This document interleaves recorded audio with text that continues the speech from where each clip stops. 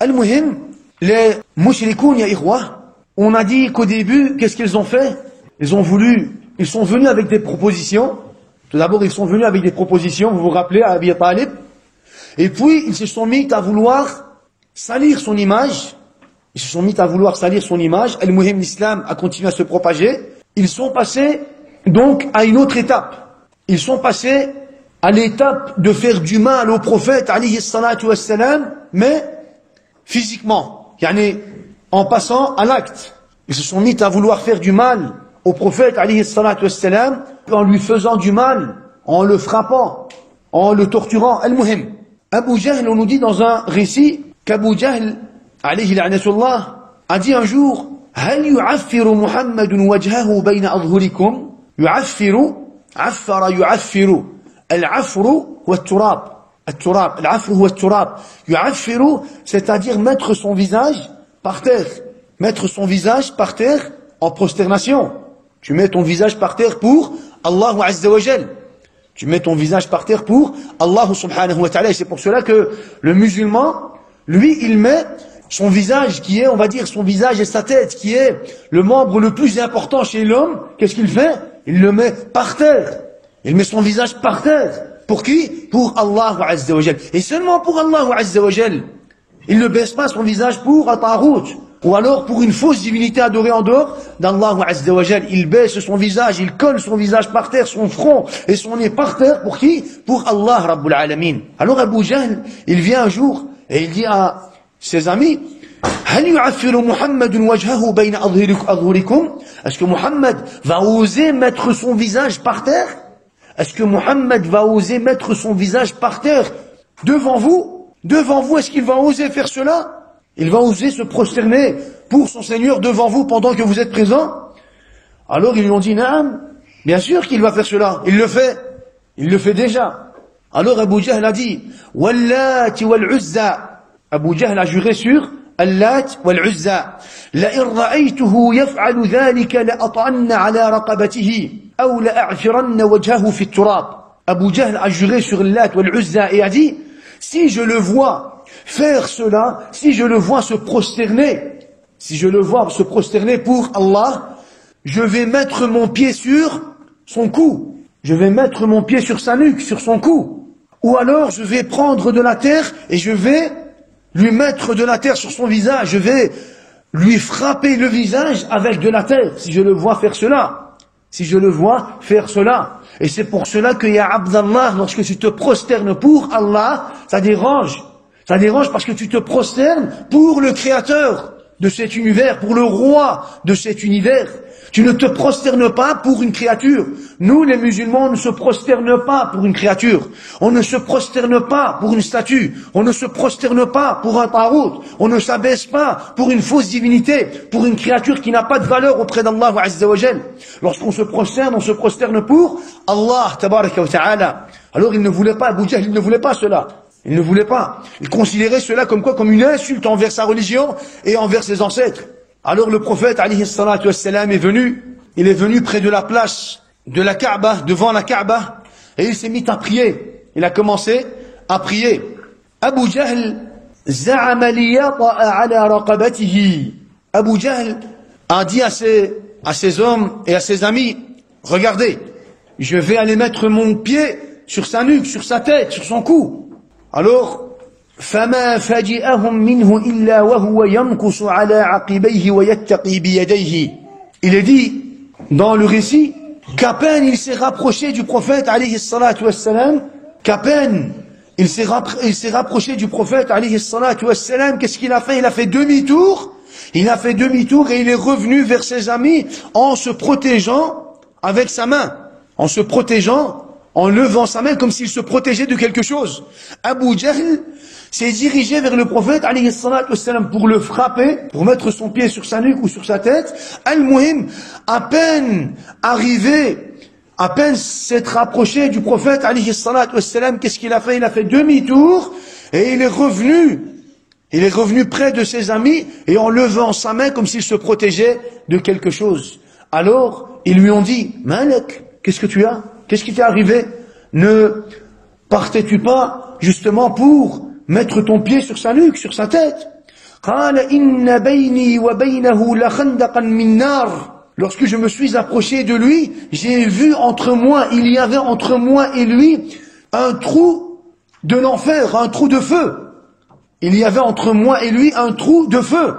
وَهَوْلًا وَأَجْنِحَةً. J'ai vu des flammes et j'ai vu des ailes. Il dit, lorsque je me suis approché de lui, j'ai vu khandaq. Comment dire khandaq? Un fossé. J'ai vu un fossé entre moi et lui. Un fossé de quoi? De feu. Un trou de feu. Et des flammes. J'ai vu des flammes et des ailes. Alors j'ai fait demi-tour. J'ai fait demi-tour. فقال رسول الله صلى الله عليه وسلم, le prophète عليه الصلاة والسلام a dit à celui qui était avec lui, لو دنا مني لاختطفته الملائكة عضوا عضوا. S'il devait s'approcher de moi, s'il s'était approché de moi, les anges se seraient emparés de lui en lui arrachant les membres un par un. S'il s'était approché du prophète alayhi salatu wassalam. Abu Jahl a vu ce trou de feu, il a vu des flammes, il a vu des ailes, il a vu qu'il n'était pas capable de se rapprocher du prophète pour lui faire du mal. Walakin, est-ce qu'il a cru? Il n'a pas cru, parce qu'Abu Jahl avait du kibr en lui, Abu Jahl avait de l'orgueil, Abu Jahl avait en lui de la jahiliya, il avait de l'jahl, il était têtu, il ne voulait pas accepter, il n'a pas voulu accepter le message du prophète alayhi salatu wassalam, et il a fait demi-tour. Regardez, dans un autre hadith rapporté par Ibn Abbas, il dit, كان النبي يصلي. Un jour, le prophète sallallahu alayhi wa sallam devant la Kaaba est en train de prier. فجاءه أبو جهل. Abu Jahl est arrivé. قال ألم أنهك عن هذا. Il lui a dit deux fois. ألم أنهك عن هذا. Ne t'ai-je pas interdit de prier? Subhanallah, il croit, ou il a cru que le prophète alayhi salatu wassalam allait arrêter de prier parce qu'il lui a interdit cela. Il lui a dit, ne t'ai-je pas interdit de quoi? Ne t'ai-je pas interdit de prier? فانصرف النبي فجبره. Le prophète sallallahu alayhi wa sallam l'a quitté. Le prophète sallallahu alayhi wa sallam ne l'a même pas entendu. Pour vous dire, le jahil qui te parle de la religion, ou alors le jahil qui te parle de la religion, mais avec ignorance, il parle mais sans vraiment savoir de quoi est-ce qu'il parle. Le jahil qui va te critiquer pour ta religion, pour ta aqida, pour ton tawhid, pour ton islam, pour ton lien que tu as envers Allah Azza wa Jal, ne lui prête même pas une seconde d'attention, ne le regarde même pas, ne lui prête même pas attention, n'essaye même pas de lui faire comprendre le sujet. Parce que jahil, mushrik. Alors le prophète ne l'a même pas entendu, et qu'est-ce qu'il a fait? Il l'a quitté. Fazabarahu, naharahu. Alors il a naharahu, c'est-à-dire qu'il lui a dit de mauvaises choses.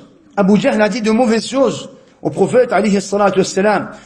Parmi ce qu'il lui a dit, innaka la ta'lamu ma biha nadin akthara minni. Tu sais très bien, an-nadi, c'est une assemblée, ikhwa.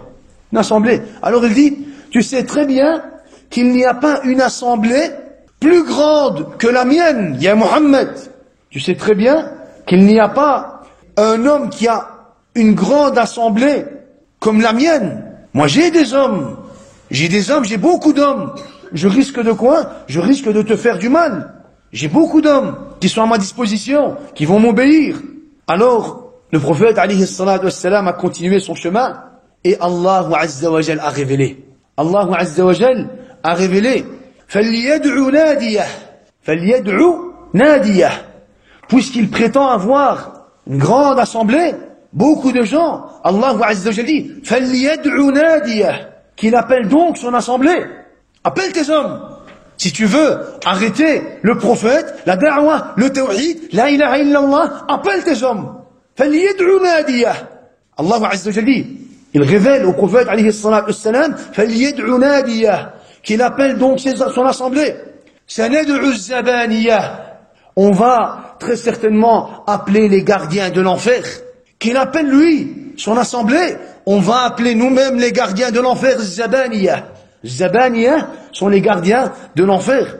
Alors, Abdullah ibn Abbas dit, لَوْ دَعَى نَادِيَهُ لَأَخَذَتْهُ زَبَانِيَةُ اللَّهِ. S'il avait s'il avait appelé, s'il devait appeler ou s'il avait appelé son assemblée, les gardiens de l'enfer les auront tués.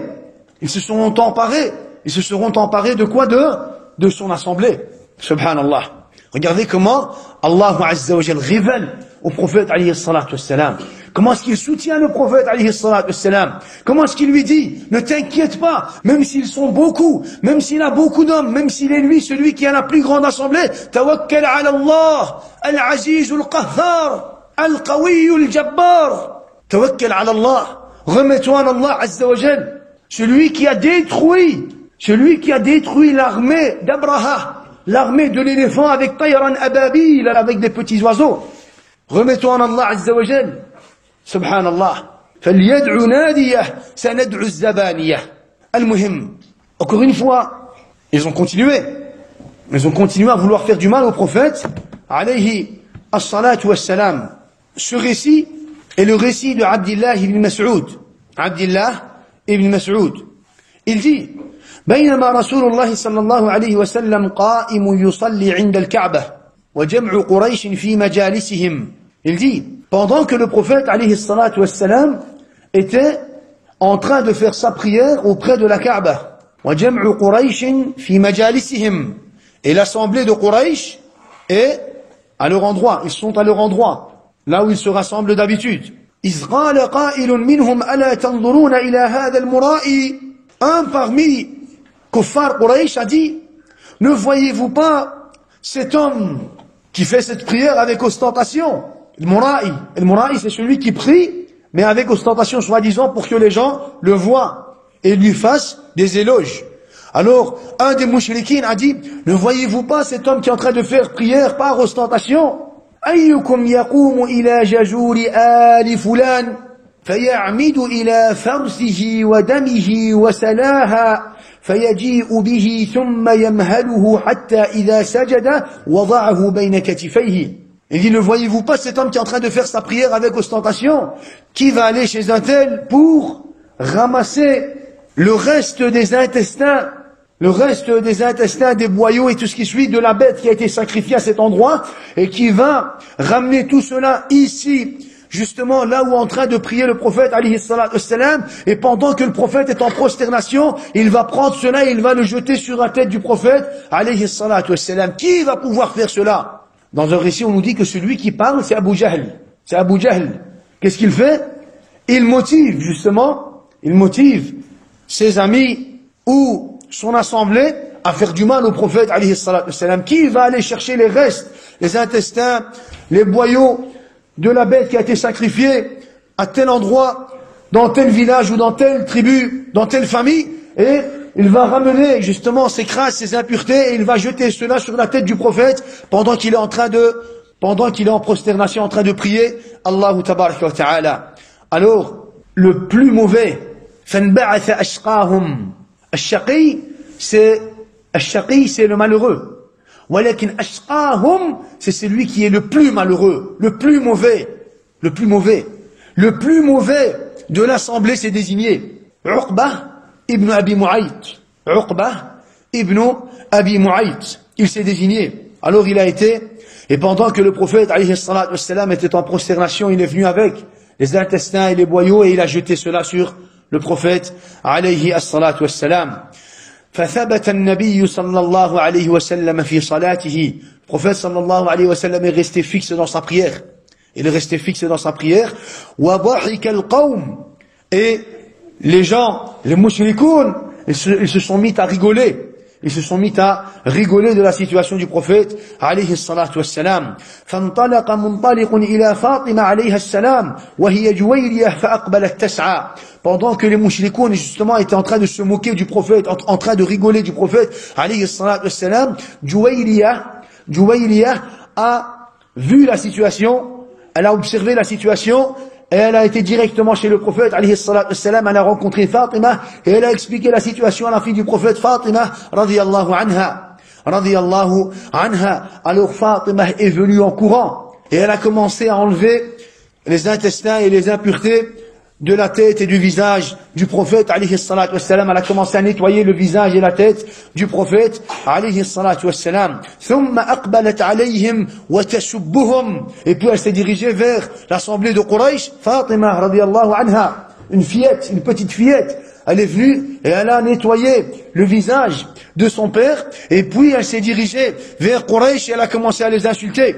Elle a commencé à les insulter. فَلَمَّا قَضَى رَسُولُ اللَّهِ صَلَّى اللَّهُ عَلَيْهِ وَسَلَّمَ الصَّلَاةَ. Lorsque le prophète a terminé sa prière, à votre avis, qu'est-ce qu'il a fait? Le prophète sallallahu alayhi wa sallam, lorsqu'il a terminé la prière, il a levé les mains et il a dit Allahumma alayka bi Quraysh. Allahumma charge-toi de Quraysh. Allahumma charge-toi de Quraysh. Allahumma alayka bi Quraysh. Allahumma alayka bi Quraysh. Après avoir dit 3 fois Quraysh, parce que Quraysh est une tribu, le prophète alayhi salatu wassalam a commencé à les nommer un par un. Allahumma alayka bi Amr ibn Hisham. Allahumma alayka bi Amr ibn Hisham. Wa Utbah ibn Rabi'ah. Wa Shaybah ibn Rabi'ah. Wa Walid ibn Utbah. Wa Umayyah ibn Khalaf. وعقبة ابن أبي معيط وعمارة ابن الوليد اللهم عليك بهم اللهم عليك بهم اللهم عليك بهم.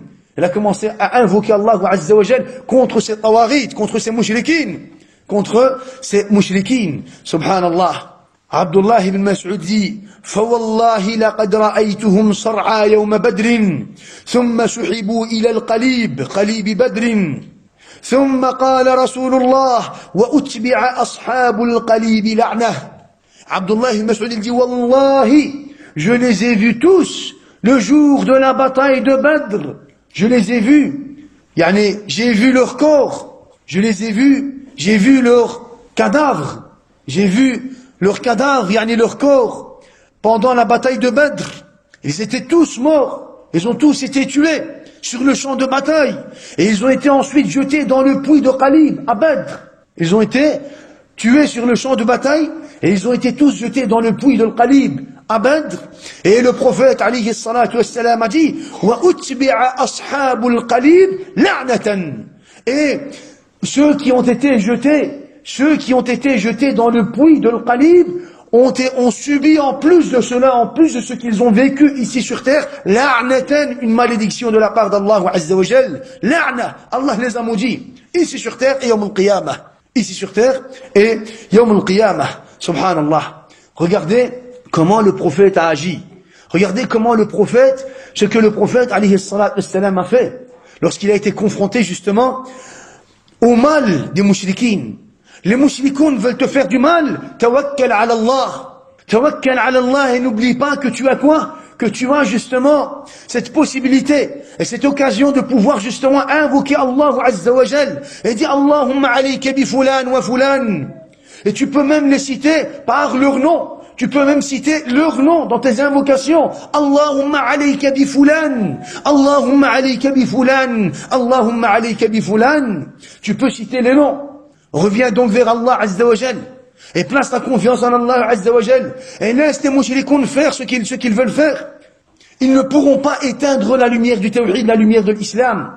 Toi, fais ce qu'Allah Azza wa Jal t'a ordonné de faire. Proclame ce qui t'a été ordonné de proclamer et tourne dos. Ne te préoccupe pas de la situation des mouchrikines. Laisse. Subhanallah. Et le prophète alayhi salatu wassalam les a laissés et ils ont trouvé quoi? Ils ont trouvé leur châtiment le jour de quoi? Le jour de Badr.